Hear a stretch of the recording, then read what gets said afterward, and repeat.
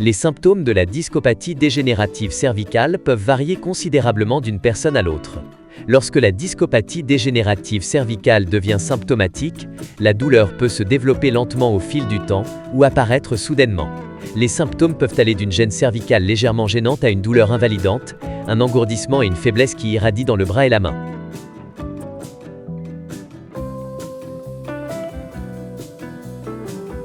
Il existe certaines caractéristiques communes des symptômes de la discopathie dégénérative cervicale. Douleur cervicale. La douleur légère d'une raideur de la nuque est le symptôme le plus courant de la discopathie dégénérative cervicale. Cependant, la douleur peut parfois s'aggraver et devenir intense, pouvant durer quelques heures ou quelques jours.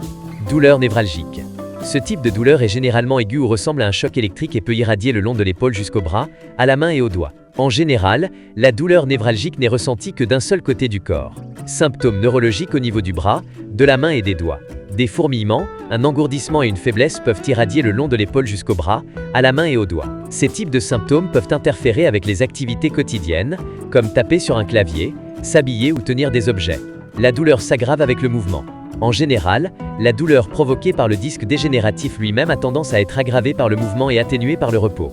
Si la douleur provient de la dégénérescence discale elle-même, elle disparaîtra probablement d'elle-même en quelques semaines ou quelques mois. Cependant, d'autres symptômes de la dégénérescence discale cervicale sont plus susceptibles de devenir chroniques et de nécessiter un traitement si les facettes articulaires du cou commencent également à dégénérer et qu'un nerf spinal est pincé.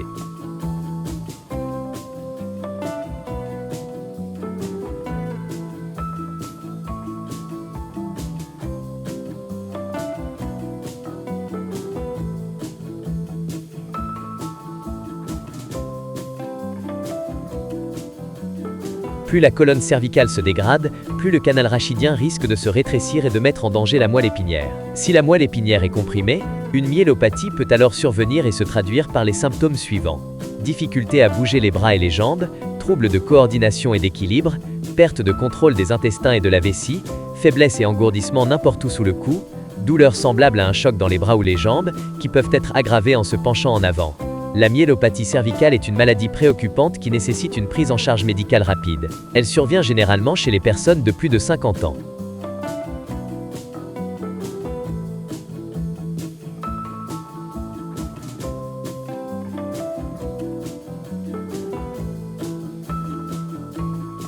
La maladie est généralement diagnostiquée selon le processus suivant: antécédents médicaux.